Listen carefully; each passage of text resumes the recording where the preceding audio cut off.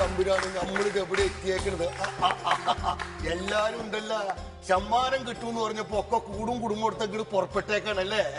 സമ്മതിക്കണം നിങ്ങൾ. ആയിക്കോട്ടെ, ഞാൻ എന്റെ സമ്മാനം നോക്കി വന്നതല്ല മോനെ, പിന്നെ ഞാൻ സമാധാനം നോക്കി വന്നതാ. ഇവിടെ ഇപ്പൊ സമാധാനം അങ്ങനെ കൊടുക്കുന്നില്ല. എന്റെ കുടുംബത്തിൽ ഒരു പ്രശ്നം ഉണ്ടായിരുന്നു, ഒരു പരിഹാരം ഉണ്ടാക്കി തന്നെ. ഞാൻ എന്റെ ബീവിയും തമ്മിൽ ഒരു കുഴപ്പമുണ്ട്. ആ കുഴപ്പത്തിന് കാരണക്കാരൻ പിശാരടിയാ. കണ്ടോണ്ടിരിക്കുന്ന പരിപാടിയാ കണ്ടോണ്ടിരിക്കുന്ന പരിപാടി. എനിക്ക് വേറെ കുടുംബം പിള്ളേരൊക്കെ ഉള്ളല്ലേ. ചേട്ടൻ ഇവിടെ വന്ന് ചേട്ടന് ഭാര്യ ഞാൻ കുടുംബം പിള്ളേരുണ്ടായത്. അപ്പൊ നമുക്ക് കുടുംബം പിള്ളേർ, നിങ്ങളുടെ കുടുംബം പിള്ളേർ ഞാൻ എന്തോ ഇതെന്ന് പറയുന്നത്. ഞാൻ ചേട്ടനെ ആദ്യമായിട്ട് കാണുന്നത്. എന്റെ കുടുംബത്തിൽ നടക്കുന്ന കാര്യങ്ങൾ മുഴുവൻ നാട്ടുകാർക്ക് അറിയാന്നുണ്ടെങ്കിൽ ഈ കാര്യത്തിന്റെ പ്രശ്നം എന്താന്നുള്ളത് നാട്ടുകാർ പ്രശ്നം പറ അല്ലെ. ആൾക്കാർ കേട്ടോണ്ടിരിക്കണല്ലേ. എന്റെ കുടുംബത്തിൽ നടക്കുന്ന ഏറ്റവും പ്രശ്നത്തിന്റെ കാരണക്കാരൻ ഈ ഹോം മിനിസ്റ്റർ എന്ന് പറഞ്ഞ ഈ പരിപാടിയെന്ന്. ഈ പരിപാടി നിങ്ങളുടെ കുടുംബത്തിൽ എന്തോ പ്രശ്നം ഉണ്ടാക്കിയെന്ന് പിശാരടി, നിങ്ങൾ കാര്യം മനസ്സിലാക്കണം. നമുക്ക് ഏറ്റവും കൂടുതൽ ടിവിയിൽ ഇഷ്ടമുള്ള ഒരു പരിപാടി എന്ന് പറഞ്ഞാൽ അത് വാർത്തയാണ്. ലോകത്ത് നടക്കുന്ന എല്ലാ കാര്യങ്ങളും ഇങ്ങനെ വാർത്തയിലൂടെ കണ്ടിരിക്കുക എന്നുള്ളതാണ് നമ്മുടെ ഏറ്റവും വലിയ ഹോബി. എനിക്ക് ഇഷ്ടമാണ്, ഞാനും കാണാറുണ്ട്. പക്ഷെ നമ്മുടെ ബീവിക്ക് ഏറ്റവും വലിയ ഹോബി എന്ന് പറഞ്ഞാൽ പിശാരടി നടത്തുന്ന ഈ ഹോം മിനിസ്റ്റർ എന്നുള്ള പരിപാടി കണ്ടുകൊണ്ടിരിക്കില്ല. അപ്പൊ എന്ത് ചെയ്യും?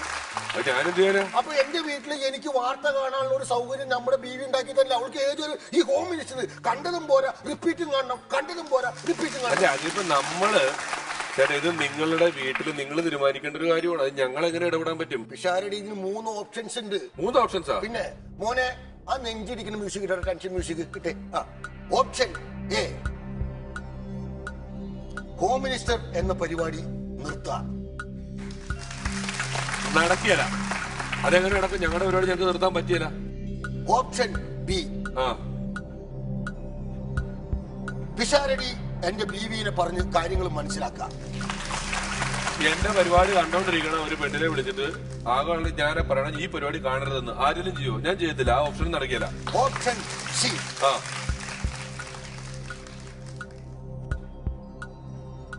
പിഷാരടി എനിക്കൊരു TV മേടിച്ചു തരാം.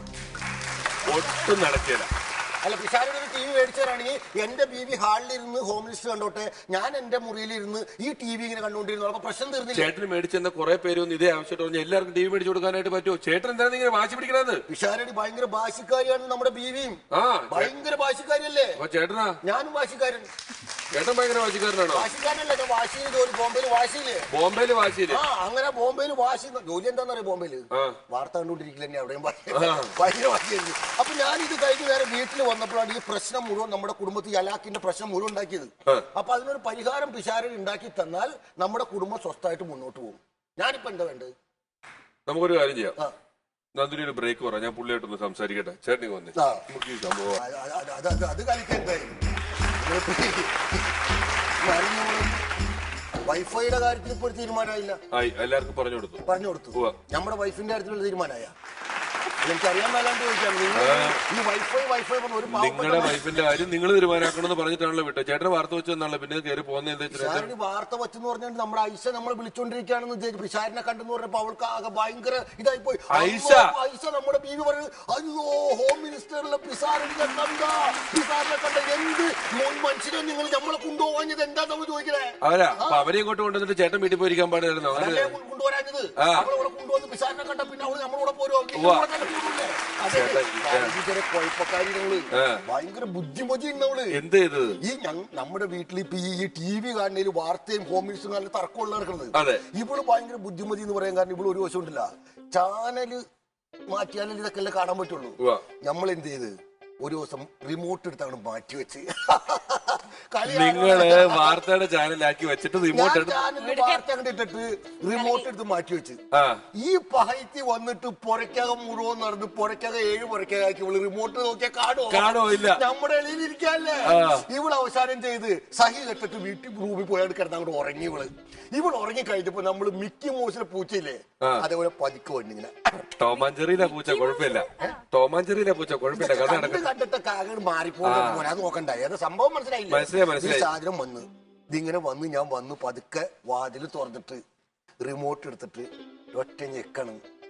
TV ഓൺ ആവില്ല. TV ഓൺ ആവില്ല. ഞാൻ പിന്നെ നോക്കി ബാറ്ററി റിമോട്ട് പ്രശ്നം ബാറ്ററി അടി കൊടുത്ത് ഞെക്കി ഓൺ ആവില്ല.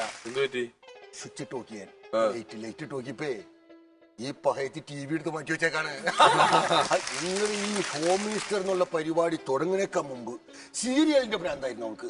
ആ ഒരു സീരിയൽ ഉണ്ടായിരുന്നല്ലോ പിഷാരടി, എന്താണ് ഒരുത്തൻ ഒരു 3 പെണ്ണുങ്ങളെ കെട്ടിയത്, 3 ഭാര്യമാരുള്ളത്. അയ്യോ, 3 ഭാര്യമാർക്കും അറിയില്ല ഇവന് 3 ഭാര്യ ഉണ്ടെന്നുള്ളത്.